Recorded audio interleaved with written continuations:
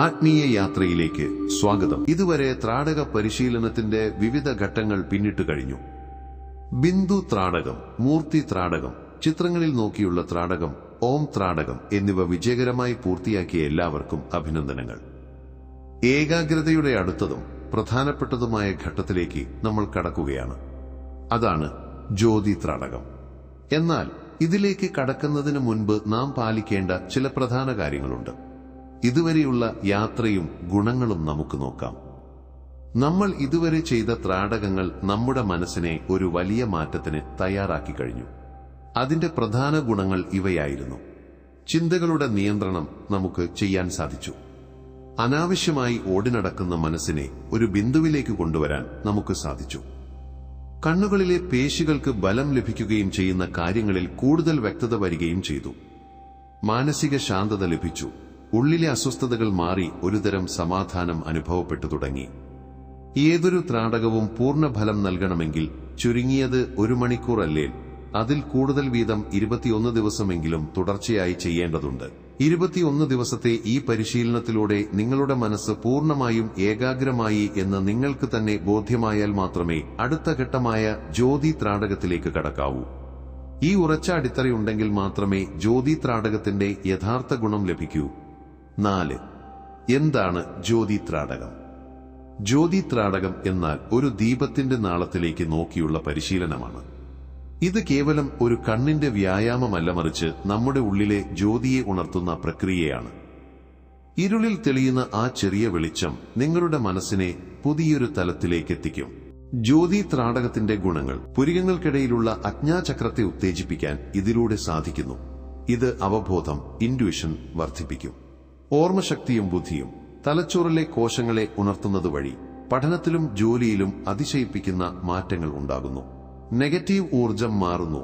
മനസ്സിലെ ഭയം, ഉത്കണ്ഠ, ഉറക്കമില്ലായ്മ എന്നിവ മാറി പോസിറ്റീവ് ഊർജം നിറയുന്നു. കണ്ണിന് തിളക്കം. കണ്ണുകൾക്ക് പ്രത്യേക കാന്തിയും വ്യക്തതയും ലഭിക്കുന്നു. നിങ്ങൾ 21 ദിവസത്തെ പരിശീലനം കഴിഞ്ഞ് ഏകാഗ്രത കൈവരിച്ചു എന്ന് ഉറപ്പാണെങ്കിൽ നമുക്ക് അടുത്ത വീഡിയോയിൽ ജ്യോതി ത്രാടകം എങ്ങനെ ചെയ്യാം എന്നതിന്റെ പ്രാക്ടിക്കൽ വശങ്ങൾ പഠിക്കാം. ജ്യോതി ത്രാടകത്തിനായുള്ള പരിശീലനത്തിൽ ഏറ്റവും പ്രധാനപ്പെട്ടത് ക്ഷമയും സ്ഥിരതയുമാണ്. നമ്മൾ ഇതുവരെ ചർച്ച ചെയ്ത ബിന്ദു ത്രാടകം, മൂർത്തി ത്രാടകം, ഓം ത്രാടകം കുറഞ്ഞത് 1 മണിക്കൂർ 21 ദിവസമെങ്കിലും നിങ്ങൾ പൂർത്തിയാക്കിയിരിക്കണം. ഈ 21 ദിവസം എന്നത് വെറുമൊരു കണക്കല്ല, മറിച്ച് നമ്മുടെ മനസ്സിനെ ഒരു പുതിയ ശീലത്തിലേക്ക് പാകപ്പെടുത്തിയെടുക്കാൻ എടുക്കുന്ന കുറഞ്ഞ സമയമാണ്. നിങ്ങളുടെ മനസ്സ് ഇപ്പോൾ കൂടുതൽ ശാന്തമാണെന്നോ ചിന്തകൾ അനാവശ്യമായി അലഞ്ഞുതിരിയുന്നില്ലെന്നും ഒരു കാര്യത്തിൽ കൂടുതൽ സമയം ശ്രദ്ധിക്കാൻ കഴിയുന്നുണ്ടെന്നും നിങ്ങൾക്ക് ബോധ്യമായോ? എങ്കിൽ അഭിനന്ദനങ്ങൾ.